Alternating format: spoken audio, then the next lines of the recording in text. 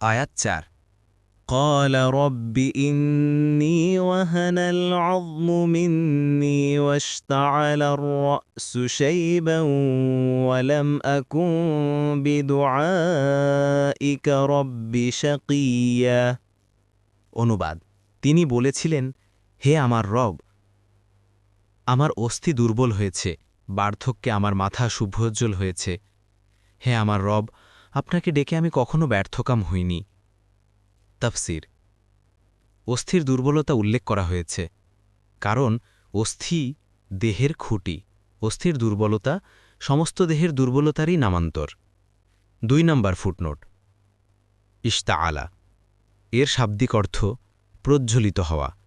এখানে চুলের শুভ্রতাকে আগুনের আলোর সাথে তুলনা করে তা সমস্ত মস্তকে ছড়িয়ে পড়া বোঝানো হয়েছে। ৩ নম্বর ফুটনোট। এখানে দোয়া করার পূর্বে জাকারিয়া আলাইহিসসালাম তার দুর্বলতার কথা উল্লেখ করেছেন। এর একটি কারণ হল যে এমতাবস্থায় সন্তান না আসাই স্বাভাবিক। এখানে দ্বিতীয় কারণ এটাও যে দোয়া করার সময় নিজের দুর্বলতা, দুর্দশা ও অভাবগ্রস্ততা উল্লেখ করা দোয়া কবুল হওয়ার পক্ষে সহায়ক হয়। তারপর বলছেন যে আপনাকে ডেকে আমি কখনো ব্যর্থকাম হইনি, আপনি সবসময় আমার দোয়া কবুল করেছেন।